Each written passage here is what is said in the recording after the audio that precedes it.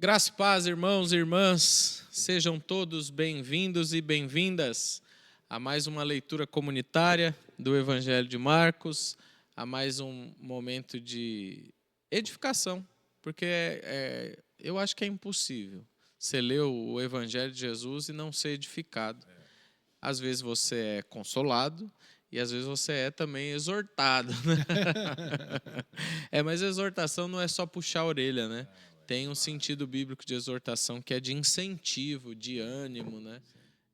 Então, bem-vindos mais uma vez. Vamos continuar lendo esse evangelho que tem muito nos edificado não só aqui por meio do YouTube, mas nos nossos cultos de quinta-feira, presencialmente, onde regados a chá, café, bolo e mais coisinhas, bolachinhas, nós vamos ampliando aquilo que de uma forma rápida, né, objetiva, sem muita interação, porque a interação é só nossa, né? De vez em quando aparecem uns comentários lá no YouTube, mas aqui temos sido também edificados presencialmente, né?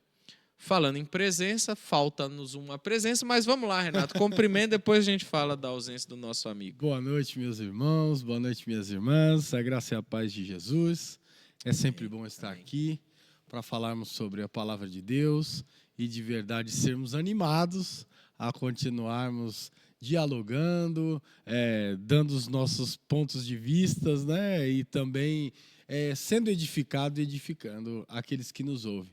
E falando nisso, cadê o cidadãozinho aqui? Exato, esse aí abandonou os pobres mortais. Isso é verdade. Esse aí agora é só em meio ao panteão dos doutores em divindade. Só leitura acadêmica. Só leitura acadêmica. O negócio do cara agora é faculdade, academia. Esqueceu dos meros mortais, dos pobres pastores de ovelhas. Esquece. Agora é só no panteão dos doutores. Outro nível. Mas é isso aí, o Fernando está nas missões dele aí, no trabalho dele. Deus abençoe nosso amigo. Que Deus abençoe ele. Amém. Faz falta. Mas sempre segue faz, o jogo, né? a gente sempre segue faz. Muito bem, muito bem.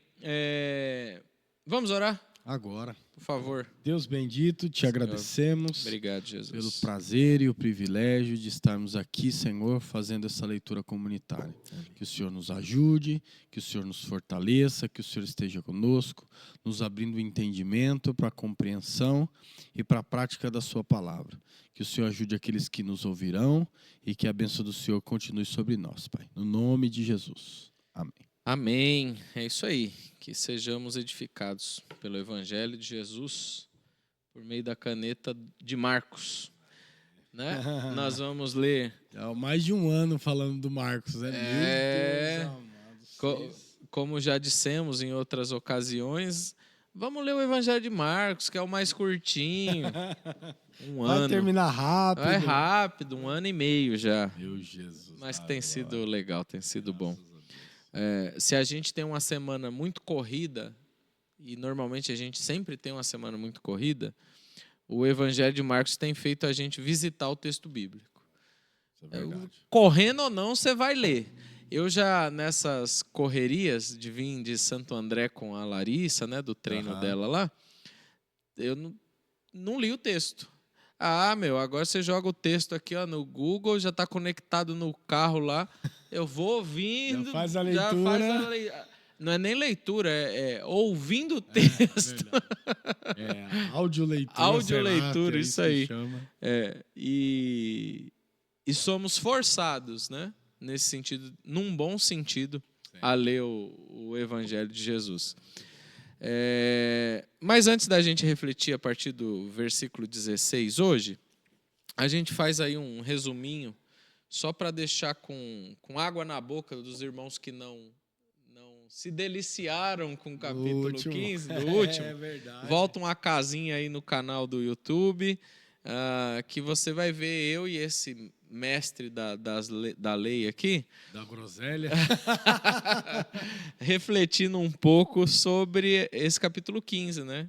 Que de manhã cedo, né, fizeram esse julgamento na calada da noite de Jesus, chegaram num acordo, os religiosos falaram, pronto, vamos amarrar Jesus e levar para Pilatos. já vamos levar como bandido mesmo, para chegar lá impressionando, né? E É. aí chega diante de Pilatos e Pilatos já logo solta a pergunta: é você mesmo que é o rei dos judeus? E Jesus então fala: é o Senhor que está dizendo. Né? Jesus era liso e a gente fala isso na gravação. Pilatos se impressiona com o silêncio de Jesus, sendo acusado de muitas coisas. E o próprio Pilatos assim sabia que levaram ele ali por inveja, porque Jesus tinha ao seu lado uma multidão de gente, e essa multidão que antes estava enchendo a sinagoga, agora não enche mais, né, o templo.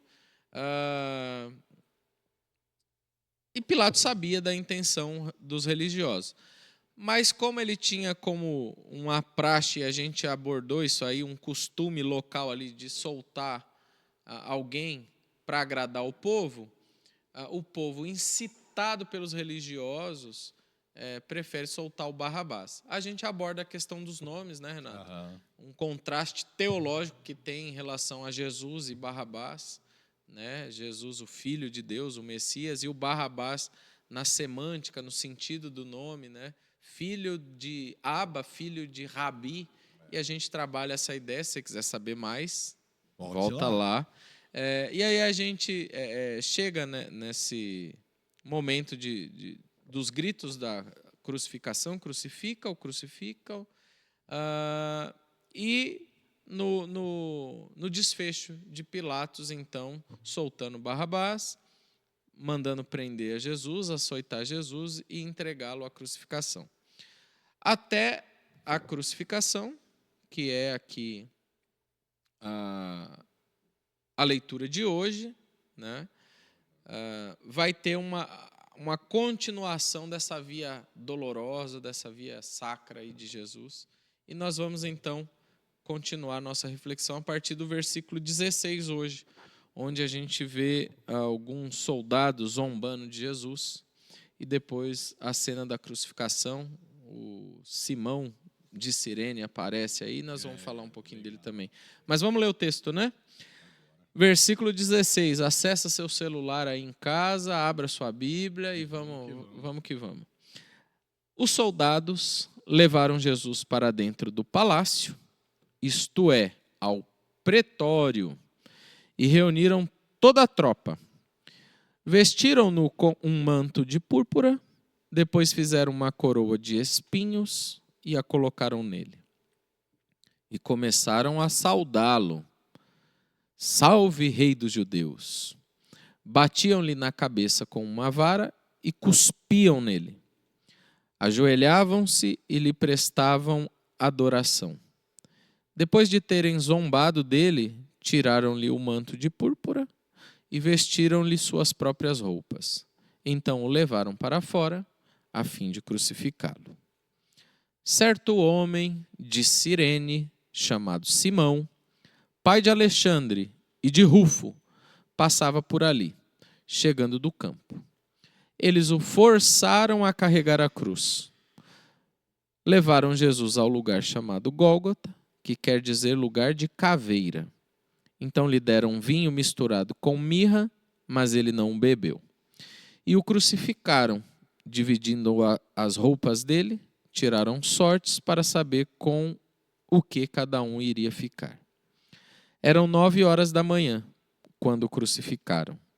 E assim estava escrito na acusação contra ele: o rei dos judeus.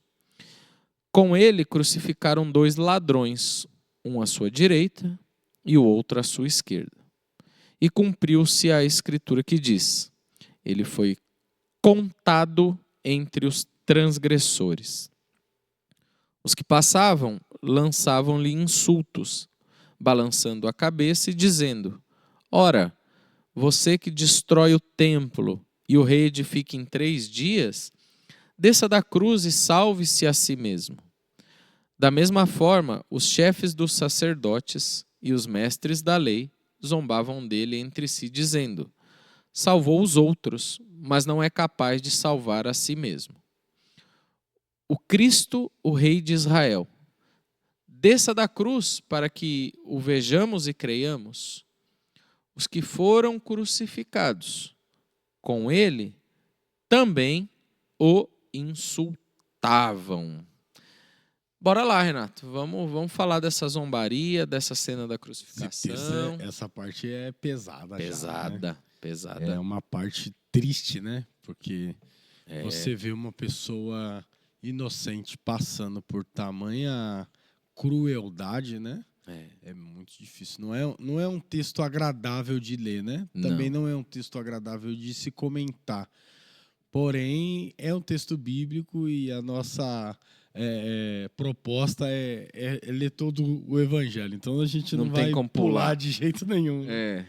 Então, eu acho legal a gente começar trazendo essa ideia de que eles fazem essa zombaria com Jesus de uma forma muito cruel, primeiro para dizer como é que eles vão tratar aqueles que colocam o governo de Roma em questão, né? Porque a ideia era dos judeus, líderes do início do capítulo 15, é de fato colocar Jesus nessa condição. Sim. Alguém que vai se denominar, que é denominado por eles rei dos judeus, com uma ideia de enfrentamento a Roma. Então, quando eles estão zombando de Jesus, eles estão, primeiro, envergonhando o que Jesus uma pessoa condenada à morte, né, na cruz, mas eles estão envergonhando a expectativa messiânica. Então, por trás está dizendo assim, qualquer um que se intitular rei dos judeus vai morrer desse jeito. Então, ao mesmo tempo que você desmascara dizendo, olha, vocês não têm poder bélico para fazer qualquer tipo de mal à nação de Roma, vocês também precisam desacreditar dessa ideia messiânica que vai quebrar o jugo romano. Eu acho que tem essas possibilidades. Mas também tem uma possibilidade que a gente tem do lance dos soldados. Um comentarista vai dizer, não lembro se é aquele comentário Esperança, ele vai dizer que é possível que muitos desses soldados sejam de outras nacionalidades, por exemplo, samaritano, que já tem problema entre os judeus. Então é possível que em alguma desses exageros de tortura seja alguém que já tenha problemas com a nacionalidade judaica. Então ele já vai ali meio que se vingar, entendeu? De um judeu que está diante de uma situação dessa, sofrendo, e eles vão fazer essas coisas de uma forma muito maquinada, né? Porque o cara se dá o trabalho de fazer uma coroa de espinhos, né? O cara se dá o trabalho de arrumar um manto. Então, é mais ou menos da forma em que é recebido um rei, né? Um imperador. Com salve, com hosana, como salve. Jesus entrou em Jerusalém, né? A entrada triunfal, que é só um título, né? Então, é uma zombaria ao contrário, né? Então a gente se curva e fala rei dos judeus, mas ao mesmo tempo ele está com uma coroa de espinha, está tomando paulada na cabeça e está sendo ridicularizado. Então é para ridicularizar não só a pessoa de Jesus, mas todo o ideal nacionalista judaico por trás da expectativa do Messias. Sim. Então o que o Roma faz mesmo que eles peguem Jesus e levem para dentro do lugar onde o Pilatos mora quando vai para Jerusalém, que é o tal do pretório, né?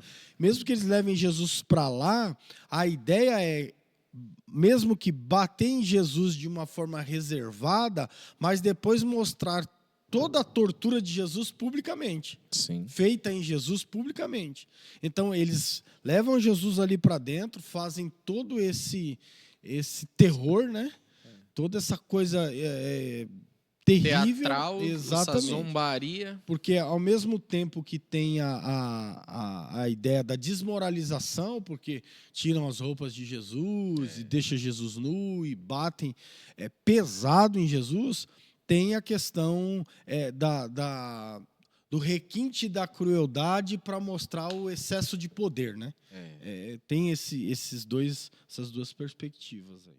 Olha o que a gente faz com o rei dos judeus. Exato. Olha o que a gente faz com quem peita Roma. Olha aqui, você vai morrer como rei dos judeus? Então vem cá.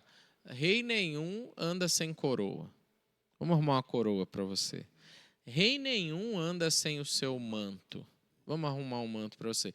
E Roma fazia isso com todos os povos que se tornavam vassalos deles. Eles passavam rolo compressor mesmo. Qualquer resistência, ela era extinguida, atropelada. E como que você aumenta o temor, o medo, né, daqueles que veem uma cena de dor, uma cena de atropelo que nem essa? Recheando ela de teatro, de encenação. Então, se ele é o rei, olha o que a gente faz com o rei. Imagina com vocês, pobres camponeses, né? Então, essa zombaria dos soldados, ela é emblemática, ela é muito simbólica. No entanto, chega no final da zombaria, eles tira tudo, põe a roupa nele de volta, né? E segue para crucificá-lo.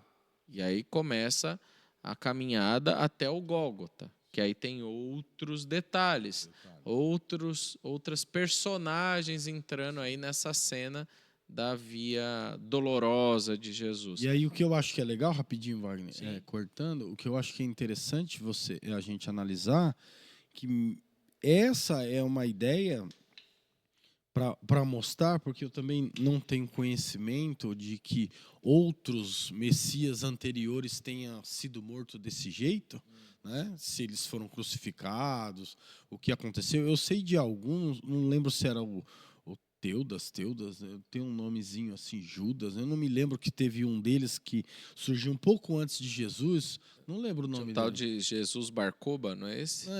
Acho que tem vários, né? Tem muito, né? Vixe, um monte. E só aí, que some na história, tá vendo? A gente nem sabe os nomes. Então, é por isso que eu falei que é possível que os outros não tenham passado por tanta crueldade. Não. Eu sei que um juntou um exército romano, pegou eles tipo no Monte das Oliveiras, um monte assim, e matou geral. Matou todo mundo que estava com eles.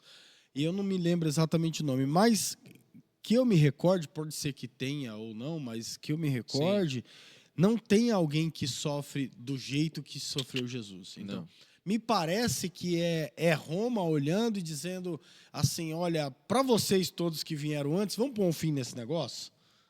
Né? Vamos acabar com essa idealização nacionalista que vocês têm? Tá na hora, chega, vocês não vão conseguir. Porque eu acredito que a forma de governo romano, ela sempre foi uma forma muito autoritária, com um poder muito pesado em volta e controlando aquele lugar. Por mais que eles tenham muita rebelião, muita gente morria muito fácil. Então, eu acho que, além dos acordos religiosos, além dos acordos com soldados que são aposentados, que eles faziam isso, né? Eles davam pedaços de terra para esses soldados que tinham vencido as grandes batalhas. Então, eles davam um monte de terra para o cara, dava títulos, e eles faziam parte da nobreza de Roma, de determinados lugares. Então, toda essa artimanha era para controlar a cidade, né? Porque aí você tem um cara lá poderoso que está do lado de Roma e você controla tudo. Mesmo assim, você vê Jerusalém e os judeus tentando, vez por outra, se rebelar. E eu acredito que, pelo menos na leitura de um texto como esse, é o Roma dizendo, olha aí, eu vou atropelar mesmo qualquer expectativa messiânica que vocês tiverem. Porque a crueldade que eles fazem com Jesus, parece que com esses outros dois ladrões que foram crucificados com Jesus, não teve. Né? Foi algo muito específico por ser o rei dos judeus e por os líderes religiosos terem colocado Jesus nessa condição. Então, é mais uma vez o cumprimento de um conchavo entre líderes e o poder romano. E aí termina com toda essa maldade que fizeram com Jesus. Né? Sim. É verdade. Não tem, a gente não sabe de relatos de abuso com os outros dois. Os outros dois que confessam os seus delitos, né? No Evangelho de Marcos não, mas lendo os outros evangelhos, a gente vai ver que tem até uma discussão entre o da direita e da esquerda. Um fala pro outro, fica quieto com o cidadão. Nós estamos aqui porque merecemos, a gente fez coisa errada, mas esse homem aí não. Lembra de mim quando entrar no teu reino, né? No Evangelho de Marcos não. No Evangelho de Marcos é até interessante que fala que os que foram crucificados com ele também o insultavam, né?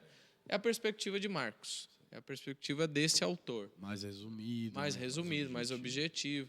Acho que Marcos falou assim, não vou detalhar que eles discutiram. Mas na caneta de Marcos, a perspectiva de Marcos é que ambos lá... Talvez Marcos não viu a cena da discussão, simples assim. Sim, né? ou talvez quem contou também não contou. Não contou o todo. Sim. A gente, conversando sobre isso aqui numa das nossas conversas de quinta, a gente até brincou que é ficar procurando poeira em alto mar, pelo em ovo, esse tipo de coisa, em querer achar contradição na cena. Né? Mas fulano disse que os dois eram contra. No outro, não, eles discutiam. É questão de perspectiva. Né? Eu usei o exemplo do número 6. Se eu colocar um 6 entre eu e você, né? É verdade, me lembro. Para mim é 6, para você é 9. Né? Então, tem algumas discussões no texto bíblico que são bestas, irrelevantes. Mas o fato não tem essa informação de que eles sofreram como Jesus sofreu. Ao ponto de, no Evangelho aqui, entrar uma outra personagem, que é o Simão Cirineu, né? O Simão de Cirene, que era uma cidade da África, e nem era ali da região do Oriente Médio. Mas era uma pessoa que tinha filhos, né? E filhos que, posteriormente, se tornaram conhecidos da igreja, né? Porque em Atos, Rufo é citado, né? Agora eu não lembro a referência, cara. Mas Romanos também parece, né? Que Romanos, acho que 15, 16, alguma coisa assim. Eu sei que eles são citados porque, assim, possivelmente era uma família conhecida da região. E Marcos está escrevendo esse evangelho para esse povo que está ali, né? Para o romano. Então, a gente vê que aparece esse Simão, que é, segundo o relato do Evangelho, forçado a carregar a cruz, ajudar a Jesus a carregar a sua cruz. Né? Aqui parece que Jesus não carrega a cruz, né? Porque diz que ele é forçado a ajudar Jesus, mas no outro Evangelho diz que Jesus carrega a sua cruz. E as imagens, o cinema, isso e aquilo, já cansou de registrar Jesus carregando a sua cruz. Mas aqui há uma mensagem simbólica em tudo isso. Há literal, que de fato esse homem carrega a cruz de Jesus. E a mensagem para nós é que na caminhada da vida a gente nunca vai carregar a cruz sozinho. Sempre vai ter gente para ajudar a gente a carregar a cruz, né? O próprio Cristo, na sua crucificação, teve quem o ajudasse a carregar ali o fardo, o peso da cruz. Que, inclusive, essa cruz, ela, por legitimidade, era de Simão Cirineu. Era minha e era sua. Né? Barrabás também. E do Barrabás também, que nós falamos do Barrabás. Era de todos nós. Mas Jesus foi quem assumiu ela por nós, né? Mas nesse momento de dor apareceu o Simão ali para auxiliar Jesus a carregar essa cruz. Eu acho que é legal essa reflexão que você traz, Wagner, porque tem a possibilidade do Simão, do Simão mesmo, do Simão ser uma ajuda mesmo que os soldados mandam, né? O soldado chega e fala assim, você pega e ajuda ele, né? Porque Jesus já vinha de uma forma muito debilitada de tanto apanhar, e eu acho que aqui, mais uma vez, demonstra a relação de Jesus com a humanidade, né? A própria humanidade dele, né? Porque ele, como homem encarnado, precisou da ajuda para carregar a cruz, né? Então, não há necessidade de nós não buscarmos ajuda quando estivermos passando pelas dores da vida, né? Se Jesus precisou ser ajudado, né? Aí você vai dizer, mas o contexto era esse. Não, aqui a gente pode aplicar de diversas formas, É. porque às vezes a gente está assim mesmo, cansado, abalado, a vida bateu doído mesmo, a gente não está conseguindo suportar e às vezes a gente precisa que alguém nos ajude. E nem sempre a ajuda ela é uma ajuda voluntária. Às vezes a gente está no barco junto e a gente fala assim, não, talvez eu não queria estar aqui ajudando, como é o caso dele. Mas você não vai deixar o cara para trás, você não vai deixar a mulher para trás, você não vai deixar um filho para trás. Você vai ir por obrigação, entre aspas, mas você vai ajudar a carregar. Agora, bom seria se nós tivéssemos, de forma voluntária, a graça de ajudar as pessoas que estão à nossa volta. De dizer, não, olha, você não vai carregar de fato a cruz sozinha. Você não vai andar nas dores da vida desamparado, nem sem Jesus e nem sem amigos, né? É. Eu acho que essa é uma mensagem de humildade, né? Porque o lugar moral em relação à sociedade que Jesus se encontrava era um lugar de desprezo, porque o cara que carregava a cruz, inclusive Deuteronômio diz que maldito aquele que for pendurado no madeiro.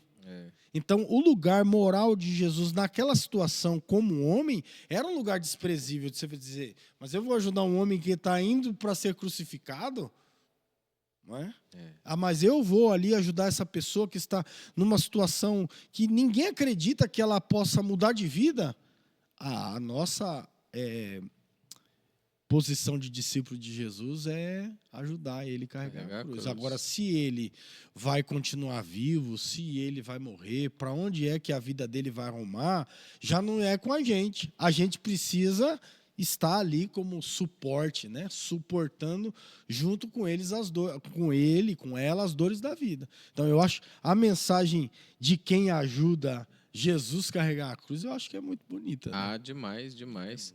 E é um arquétipo, né? Um modelo para nós de ajuda, de ajudar a carregar a cruz, de estar disposto, não ser obrigado. Não somos obrigados a nada. Exatamente. As nossas cruzes fazem parte da vida, né? Então a gente deve, como discípulos de Jesus, ajudar uns aos outros a carregar a sua cruz. E a fala de Jesus, tome a sua cruz, né? Aqui parece, tome a cruz do outro também. Né? Seguir Jesus tá intrínseca à lógica de carregar a cruz. Quem quer vir após mim, toma a sua cruz, negue-se a si mesmo e siga-me, né? Então, na vida do cristão vai haver cruz. Mas é bom quando a gente consegue aliviar o fardo uns dos outros e ajudar a carregar. E Simão de Cirene é esse modelo aí, é um exemplo, né? Então levam Jesus até o Gólgota, que significa caveira, ou seja, lugar de morte mesmo, lugar onde já era conhecido do contexto que era um lugar de morte. Ali, na cena, os soldados misturam vinho com mirra, mas Jesus se nega a beber, né? Eu estava lendo sobre, diz que o vinho misturado com mirra se torna uma droga meio que anestésica. Eu estava misturando as palavras na minha cabeça. Para aliviar a dor. E Jesus se nega, né? Quando eu li isso, eu lembrei de João dizendo que ele nos amou até o fim, né? Ele não encurtou o caminho. Ele não precisa, não tem anestésico, né, para essa hora. Jesus nos amou até a última gota de sangue mesmo. Ele nos amou até o fim. Então ele não encurtou o caminho, não aceitou esse anestésico e seguiu a crucificação, né? Ali naquela cena da crucificação ainda aparece essa zombaria profetizada, né, dos soldados dividirem as suas roupas, tiraram as roupas de Jesus e lançaram sorte para ver o que cada um ia ficar. Ainda tem esse lance, né, da zombaria, de deixar ele ainda lá nu na cruz, né? Tiraram a roupa. Quem em sã consciência gosta de ficar nu diante dos olhos alheios? Ninguém, de jeito nenhum. Então, ainda requintes aqui, não satisfeitos dele na cruz, ainda tem esses requintes. Humilhando, né, Jesus? Exato. Humilhando. E o Evangelho de Marcos vai dizer até a hora. Era 9h da manhã, quando o crucificaram. Quando, de fato, levantaram a cruz. E assim estava escrito na acusação contra ele: o rei dos judeus. A mensagem que estava na cruz: o rei dos judeus. Ou seja, está vendo que a gente, mais uma vez, está vendo o que a gente faz com o rei dos judeus. Não tem vez contra Roma. Falou que é rei, morreu. Porque o único rei aqui entre nós é César. Não tem outro rei, né? Então a mensagem estava ficando...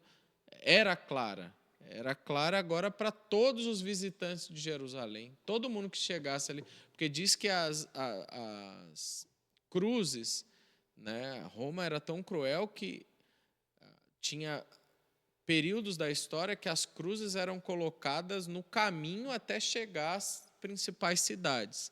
Aqui a gente sabe que estava no Gólgota, mas era um lugar elevado que se via de longe, até chegar em Jerusalém, né? Então estava lá a mensagem para todo caminhante que vinha para a Páscoa. Tá vendo? Vocês vêm aqui, celebram a festinha de vocês, mas sem bagunça, né? Sem como é que Jesus era tido como... esqueci a palavra agora, aquele que causava problema, né? Subversivo, obrigado, é essa palavra. Então, subversão aqui é desse jeito que a gente resolve, né? A gente acaba rápido. E aí a cena vai trazendo mais elementos, que é a questão dos dois ladrões, um à direita, o outro à esquerda. E aí o Marcos traz a informação, né, de que se cumpre a escritura que diz: ele foi condenado entre transgressores. Isaías 53, né, se não me engano. Jesus é tido, então, ladeado com transgressores, com bandidos, com ladrões. E aí a gente volta, talvez, a uma das falas que a gente teve na semana passada, né? Ele foi morto porque ele ressuscitou morto, porque curou cego, porque curou aleijado, porque multiplicou pão. Mas foi contado com transgressores. Mas foi contado. Mas assim, diferente de tantos outros que se intitularam Messias e reis, que a gente nem soube dizer os nomes, o de Jesus a gente continua falando, proclamando, e esse nome continua mudando vidas, mudando histórias, né? Por ser quem ele foi, o Filho de Deus, o nosso Senhor. O que eu acho interessante é que essa fala das Escrituras, que diz ele foi contado entre os transgressores, é exatamente aquele lugar em que o Filipenses vai dizer, né, que ele foi obediente até a morte e morte de cruz. Então, a morte de cruz é esse lugar em que não é que Jesus só morreu na cruz. Além de toda a tortura e sofrimento, ele foi visto como esses caras. Então, o cara que morria por morte de cruz era o pior da sociedade. Então, se olhava para ele e falava assim: esse cara morreu na cruz porque ele deve ter feito alguma atrocidade. Então, colocar Jesus, que fazia isso, que cuidava das pessoas doentes, que acolhia os necessitados, que faziam coisas para o bem da humanidade, e colocar ele entre os transgressores é uma humilhação. E essa escrita, ele foi contado entre os transgressores, é para dizer o quanto Jesus foi humilhado, porque era alguém que não tinha esse comportamento. Então, aí, mais uma vez, eu vejo a mesma fala aqui com Pilatos, porque o Pilatos disse assim: olha, mas você não vai se defender? E mais uma vez Jesus é colocado, aí a posição, né, diante da cruz, já se vê Jesus condenado. Então, uma vez que ele foi condenado, alguma coisa muito ruim ele fez, pode ser que a gente não saiba, né? Ontem ele estava aqui curando os negros, agora ele deve ter aprontado alguma coisa aí e morreu. Então está lá na cruz por causa de alguma coisa. Um desavisado poderia ficar sabendo. Mas eu vim aqui na cidade de Jerusalém procurar alguém para curar meu filho. Cadê o Jesus que o povo falava tanto? Aí os caras falavam lá, está lá na cruz, lá pendurado. Então, a intenção mesmo romana era transformar essa imagem de um rei, além de totalmente descredibilizado, era desmoralizar Jesus. E era exatamente o que os religiosos queriam. Porque faria com que a religião voltasse a ter poder. Uma vez que Jesus estava dizendo, olha lá, eles estão fazendo, o templo é um covil de ladrões, vocês estão fazendo, Deus está muito longe daqui, vocês são sepulcros caiados. Mas aí o cara que disse tudo isso está onde? Na cruz. Contado entre os ladrões. Nós estamos aqui com as nossas vestes sacerdotais, com as nossas maquiagenzinhas, com toda a nossa pompa, mas quem está contado entre os ladrões não é a gente. Então é exatamente o cenário que eles idealizaram, né? Nem tudo que reluz é ouro, não diz o ditado? Nem tudo que se vê é a realidade dos fatos. E eles conseguiram. O objetivo de matar, eles conseguiram. No entanto, de influenciar, né? Porque agora, nesses últimos versículos aqui do 29 ao 32, a gente vai ver 3 classes de pessoas zombando de Jesus. Né? No 29, o povo comum, os que passavam por ali, o povo, lançavam-lhe insultos, balançando a cabeça e dizendo, ora, você que destrói o templo e reedifica em 3 dias, desça aí da cruz e salva-se a si mesmo. Então o povo comprou a ideia dos religiosos. Então o povo agora, que foi alguns, eu me arrisco a dizer, que alguns que colocaram mantos, folhas, galho para Jesus entrar em Jerusalém, na entrada triunfal, são os mesmos que agora o criticam. E dizem assim, nos enganou. A gente achou que ele ia vir aqui em Jerusalém para acabar com essa patifaria romana e, pelo contrário, sucumbiu a Roma. Né? Então, cadê essa conversa sua de derrubar templo, reedificá-lo em 3 dias? Pula aí, sai daí, se salva. Então, o povo comprou. Né? Então, a primeira classe é o povo vai e zomba. Porque o local onde ele estava demonstrava isso, né? Entre os malfeitores, né? O texto está dizendo, entre os transgressores. Então, ele fez com que a atitude romana fez com que a mensagem de Jesus caísse por terra. Né? Exato. E na sequência, da mesma forma, o evangelista vai falar assim, e os chefes dos sacerdotes e os mestres da lei zombavam dele também, dizendo aí, salvou os outros. É uma afirmação. Você salvou os outros. Salvou da onde, do quê, né? O que eles querem dizer com esse salvamento? Porque eles não acreditavam na salvação de Jesus, mas ele coloca aqui, salvou os outros, mas não é capaz de salvar a si mesmo. O Cristo, o Rei de Israel, desça da cruz para que vejamos e creiamos. Então, é tudo muito pragmático para a religião judaica. A coisa tem que ser 1 mais 1, 2, eu tenho que ver, eu tenho que tocar. Né? Então, primeiro o povo, agora os representantes da religião também destilam seu veneno, né? A sua zombaria, né? E o seu brado de vitória, porque eles venceram, tiramos Jesus de cena, agora acabou. Por quê? Porque não entenderam o reino de Jesus, que é esse reino espiritual. Imagina se Jesus fala assim, cansei, vou chamar uma miríade de anjos aí para passar o facão nessa turma. Imagina essa cena, né? Essa coisa de filme, né? Não é o reino de Jesus. O de Jesus já ficou muito claro no ministério dele e no Getsemane. Pedrão vai lá, corta a orelha de um cara, ele meu Deus do céu, meu Deus, meu pai, vou pegar essa orelha e colar de volta aqui. Vocês não entenderam de que reino que eu sou.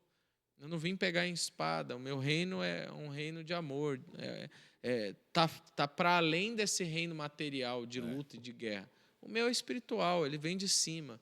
Né? Então, povo, religiosos e, por fim, os crucificados, os teoricamente iguais, né? Na mesma situação, crucificado, também zombam dele. Aqui não tem o conteúdo da zombaria. A gente, por informações de Lucas, de Mateus, de João, a gente sabe que tem um diálogo entre esses crucificados. E um deles reforça a lógica dos religiosos e do povo.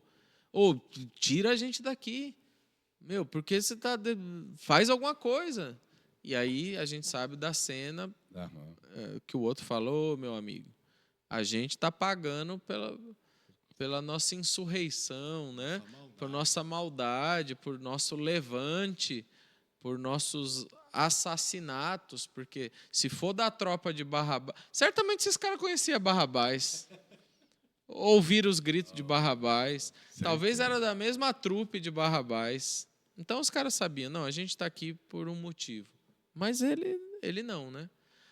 No Evangelho de Marcos a gente só tem a informação de que eles também insultavam Jesus. E o que é legal é que a forma dos religiosos zombar de Jesus ainda sustenta a ideia deles de Messias, né? Se você descer daí, então vamos crer em você. Não é? Ele está dizendo assim, ó, seu Messias, seu rei de Israel, desça da cruz e nós creremos em você.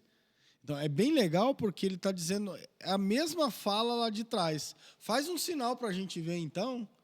Não é? Ele se mantém do mesmo jeito dele, sem acreditar e esperando algo extraordinário, para como que se Jesus tivesse que cumprir o roteiro deles. Para dizer assim, olha, se você descer daí, então nós creremos em você. Então, é uma questão até difícil de você analisar e de você ver de outra perspectiva, né? Porque normalmente as pessoas dizem assim, não, mas eu falei com Deus e pedi o sinal e aí eu acredito que é desse jeito. E se Deus não der um sinal aqui igual não deu para esses camaradas? Aí você, não, mas ele é religioso, eles não são crente, Deus só fala com crente. Não existe uma forma obrigatória de Deus agir com a gente. Não. Mas uma coisa eu sei, que Jesus não precisa e Deus não precisa manifestar coisas extraordinárias para que ninguém creia nele. O que Jesus precisa fazer é com que eu e você sejam alvo da graça. Sendo alcançados pela graça, aí a gente acredita que o Senhor já fez um grande milagre extraordinário, que foi esse. Morrer por nós pelo seu infinito amor. E ser entregue como ovelha muda, né? Sofreu, padeceu, e de forma alguma estava lá de cima, ó Pai, amaldiçoa esses infelizes, porque ele não, de forma alguma. No Evangelho de Lucas ele diz outras frases, né? Perdoa porque eles não sabem o que fazem. Então Jesus estava ali sofrendo, apanhando, ouvindo insultos, ainda estava intercedendo pelo próprio povo. Então é uma demonstração de amor que acho que não tem definição, né? Surreal, eu não sei o que é isso. Indefinível. Não sei o que é isso, cara. Sabemos por meio do Evangelho de Jesus. Cremos nesse amor, né? Cremos nessa definição de Deus, que Deus é amor. É isso aqui. O que é Deus? É Jesus. É esse homem que nos amou até o fim. Eu fico pensando nos religiosos depois que ficaram sabendo da informação da ressurreição, né? Mas aí, cena para os próximos capítulos, né? Fizeram toda uma trama para crucificar o homem é crucificado, e aí passa mesmo 3 dias, o cara vai e ressuscita. No 3º dia ele vai e ressuscita. Começa a informação. Olha, o túmulo está vazio, o túmulo está vazio. Acho que é o Evangelho de João que fala que eles têm uma trama dos religiosos lá. Para guardar a pedra, né, do sepulcro. Isso. Acho que é. Acho que é o Evangelho de João. Depois João é Lucas. A gente dá uma olhada depois. Mas nós vamos chegar lá na ressurreição. Mas é isso, né, mano? Eu acho que para essa cena, esse recorte da crucificação, fica aí essa nossa reflexão dessa cena tão dolorosa, difícil, mas que mesmo nesse momento de dor de Jesus, a gente extrai lições para a nossa vida, né? Carregar a cruz uns dos outros, ajudar a carregar a cruz, estar junto, amar até o fim, tem aí muita coisa, mesmo na crucificação. E os próximos, o desfecho do Evangelho vai mostrar, de fato, agora a morte, né? O brado de Jesus, o sepultamento e, na sequência, a ressurreição. O legal do Evangelho de Marcos é que acaba com a ressurreição. Acaba ali, pronto.